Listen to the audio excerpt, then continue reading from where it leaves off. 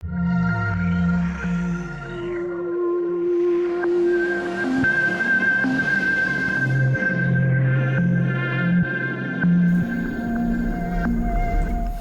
and welcome back. Thank you for watching Togetherness Media. So, let's talk about brain. And who is here? Dr. Mitra Khorramshadi. Hello and welcome back. Hello, how are you? I'm good. Thank you. How are you? I'm very well. Thank you for asking me. Very good. Thank you. Thank you. Thank you. Dr. Khorramshadi, let's talk about brain again and Yeah, see why it's important to have a balanced diet for our brain. beautiful question. Interesting. Sure. First of all, I have to tell you that, everybody is trying to look for a better life. Right. So we are looking for the quality of the life, not the quantity. So it doesn't matter that you work, working 8 hours or 10 hours in a day. You're trying to make a better life for yourself by, Mm-hmm. extra working, extra money, extra, activity that you do. So basically, we are trying to find out the ways that we can get a balanced life or happier life or healthier life. So one of these elements is the nutrition, how we can have a balanced diet to have a healthy body, and then we have to have a healthy mind. So basically, we are going to the different type or different kind of dilemma or a stigma that causes a lot of disease for us, and then finally we end to the hospitals, or God forbid, and we get to a lot of medications, which we are not willing to do that. First of all, I have to tell you that we need nutrition for any part of the body. It doesn't matter, is your skin, is your heart, is your kidney, is your intestine, every part needs that. But what are goods for us and what are bads for us? This is a very huge, chapter that we have to talk about a little by little and understand that, why we need the healthy diet. When Exactly. you do have a healthy diet, you feel much more energetic, you feel much more happier, and you feel more having better executive functioning regarding that you'll be able to do daily activity and promote yourself and promote your surrounding people. And by this way, you will be able to have a better life. I mean, the quality of the life. So this is very, very important to understand that, what is we are putting in our body and we are expecting to see as a performance or manifestation in our daily life. This is why we have to have a good nutrition. Mm-hmm. When we are not taking care of ourselves, when we are putting a lot of junk food, greasy stuff, high sugar stuff, so these are going to help us to increase the level of the cortisol, which is one of the hormones in the neurotransmitters in our bodies, to feel a little bit down, feel sad, feel unmotivated, feel not energetic. So that's the reason that we are trying to avoid all of this situation by having a healthy diet in general. It's But interesting. first of all, yeah, first of all, we have to have the balanced diet plus the fluid. Fluid is very important. The water that we need every single day, basically because 50% to 60% of our body is contained from the water. We have to have enough water at the beginning. When you are dehydrated, you do have the foggy brain. You don't have enough energy to wake up and start your daily activity. So I know that all of the Americans, all of the European loves to get up in the morning and start drinking a coffee. But my advice to all of the people is that I know we need the coffee, but after that, at least a glass of water. It would be very helpful to start the day. But I start every day. I start with water, water and Interesting. lemon, Very good. I love it. and for the start of the morning, and after that, probably vegetable juice. After 30 minutes or 1 hour, and after that, yeah, my coffee is gonna be start after at least 2 hours. Yeah. But maybe this is because of your lifestyle. I know many people that they are in rush. They are just grabbing something and then go to the work, probably, not able to take anything else, maybe for the next 2, 3 hours. So that's why my It's advice to manageable. all of the people. Yeah, it's Yes, it manageable. is. If you are, Absolutely. if If you you are, if want, yeah, if you want, and then if you have enough knowledge, it's manageable. So you are rush. It's fine. You can get your coffee, but don't start with coffee. Start with water. Start with the absolutely. ginger shot or something. Yeah, there are a Yeah, lot of good juices that we can yeah. substitute with the coffee. Absolutely agree with you. So what is bad and what is good for brain?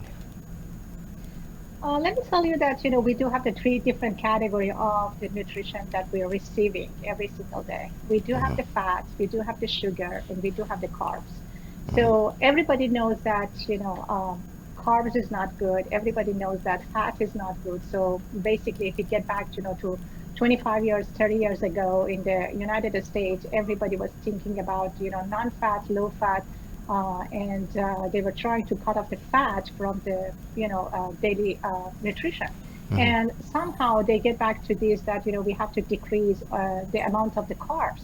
So they try to cut off the all the carbs such as the tortillas, I mean chips, any Cheetos, whatever associated with the carbs or goes with the a lot of nutrition. But I have to tell you that we do have a little more than this. We have to be very much more careful about all this. It's not just the fat, and it's not just the carbs. Sugar is very important too. So we have to know that two white powder, which we call it as a salt and sugar, they Mm-hmm. are just a toxin for us. We have to get avoid, and we have to limit it as much as possible in our daily nutrition material that we're taking for our life. So what I'm trying to tell you that, everybody knows that trans fat is not good. Saturated fat is not good. Everybody knows that sausage, bacon, meat in general is not good. I have to tell you that, around, 35, up to age 35, it's okay to consume meat. But after that, we do have a lot of more growth factor that is really inhibiting to metabolize the meat, especially the red meat. So my recommendation to all of the patients that I do have, especially with the depression, I'm saying that decrease the level of the red meat in your daily nutrition. Um, How many times and a I have day? to How many times a week? One time is okay? I I have to tell you that there is a lot of things that we can substitute with the red meat, and if you get interested and get used to it, to this type of substitution, ultimately you will decrease it once a month or twice a month. I'm not agree with the weekly manageable diet. I'm going to tell you that about the month. Once or twice a month is okay. Occasionally you are invited to the party, any type of gathering. So yeah, they do have a lot of barbecue stuff. I agree with you that yeah, you can take it. But let's start it with the no meat diet, and then Okay. substitute a lot of the stuff that we can. Yeah. Um, Kidney beans, lentils, a lot of the stuff that we can use it as a source of the protein for our body. Mushroom, it's a good source of the, protein for our body. So if you try to take, 3 eggs 2 or 3 times in a week, white egg. I'm not saying that, egg with the yolk, just a white egg. It's going to be, very good substitute for the source of the protein that you needed for your daily life. Did you And say these three white egg every day? No. I Ah, said that 3 white eggs for 3 or 2 times a week. okay. So it's going to be the maximum 6 white egg, or it's going to be the maximum 9 white egg. Okay. You know, Okay. and then you know, if we understand that without red meat we can survive, it's a very huge lightening awareness. And we can substitute a lot of other source of the meat, such as the white meat, Mm-hmm. chicken or fish. But these two has their own you know problems. But that's why, I usually recommend to use the different type of the substitute for the meats as a source of the protein. Let's get back to the sugar. Sugar is the one But of still, them that we still we need more protein, because you mentioned just for two, white egg and mushroom. What else? no, I said there are kidney beans, lentils. Okay, We yeah, do have a okay, lot of, okay. there is a lot of the stuff.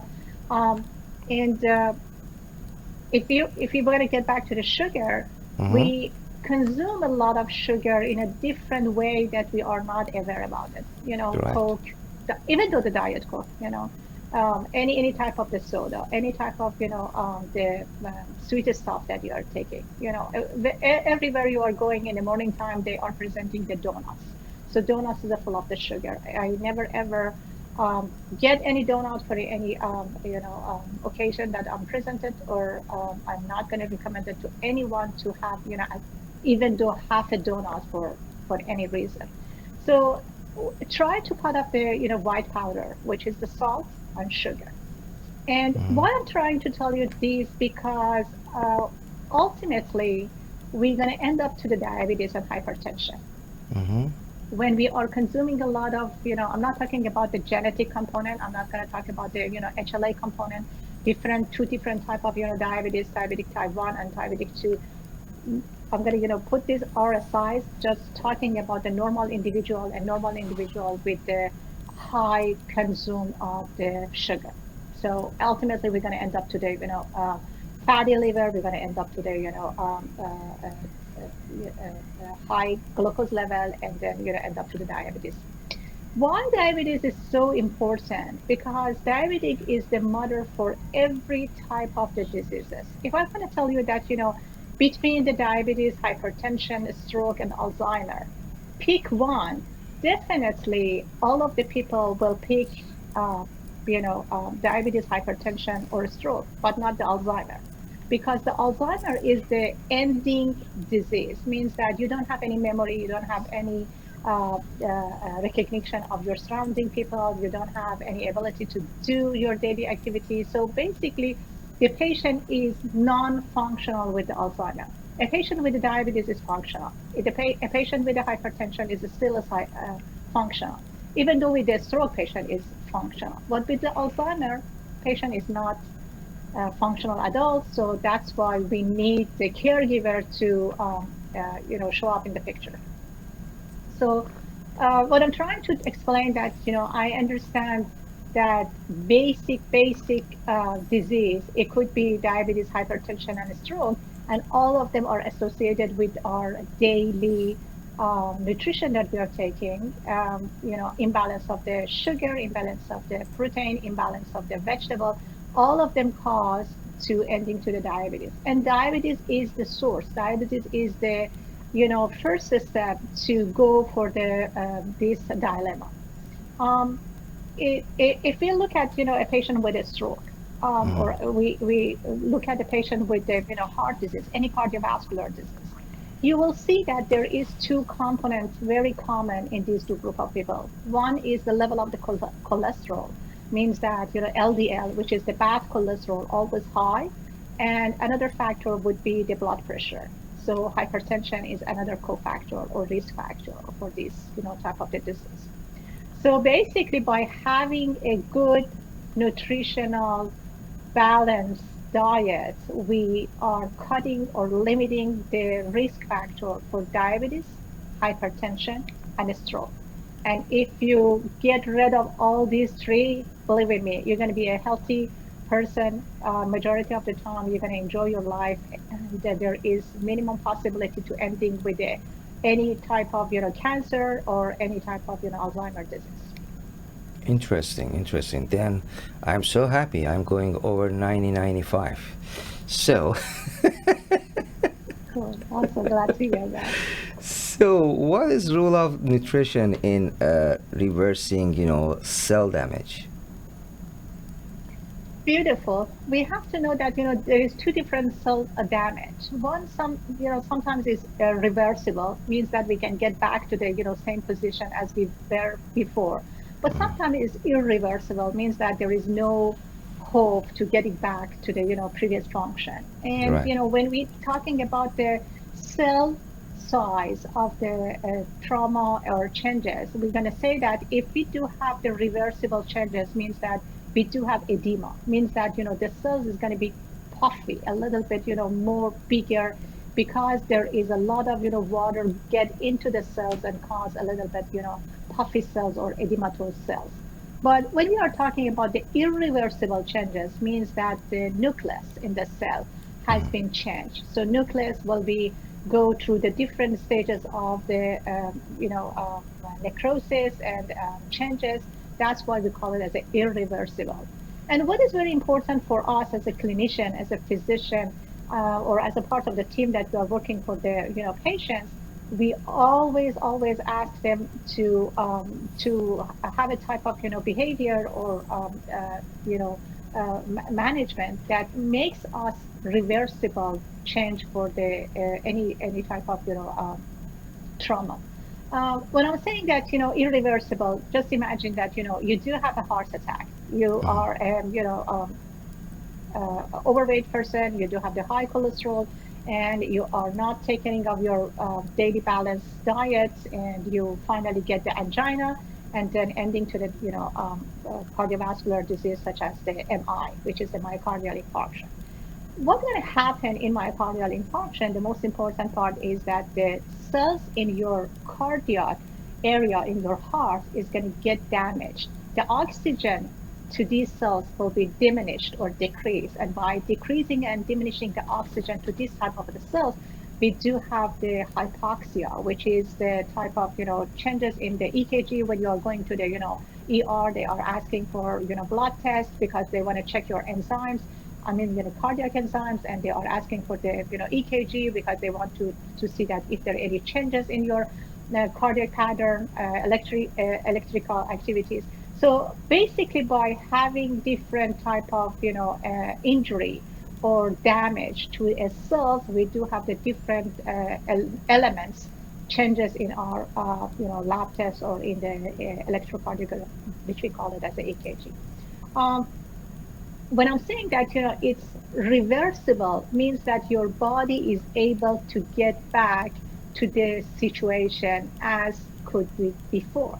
Means that if you are a young person, you're athletic, you are a energetic person, you do have a lot of good balanced diets. The vessels in your heart could be able to regrow and nourish the area that already has been damaged. But if you are a 75 years old, 85 years old, overweight, hypertension, and you do have the high blood glucose, you do have a lot of factor risk factor for getting worse and worse, and would be very difficult for your body to get back to the same position as before. So what is reversible and what is irreversible means that we can get to the healthy condition, and we cannot get to the healthy condition when we are talking about the irreversible matters. Amazing. So, in 2 minutes, what's your best suggestion? Let's put it this way: we need some couple of things for our a good life. Actually, I believe that one of them, it could be faith. You have to have a faith for yourself, in anything it's comfortable for you, and you have to have a good friends, and then you have to have a good food as a nutrition, and you have to have a good fitness. So love food, and then faith and friends are really essential and necessary for every balanced life. So Right. if I want to tell you that what is very important, your friendship. What is really matter in your life, taking of your body. You have to have a good healthy body to have a healthy mind. They are not disconnected. I mean, if you do have a good heart, if you do have a good kidney, if you do have a good colon, intestine, you're going to have a good brain. So my suggestion, my recommendation to all of the people is that work on the four um, item that I already mentioned: food, friends, and faith and happiness. Amazing, amazing. It was amazing. Thank you so much for your time, and hope to see you next time and talk more about our brain. Thank you. Absolutely. Appreciate Glad it. to be with you. Thank you, thank you. So, I learned a lot. I hope you learn too.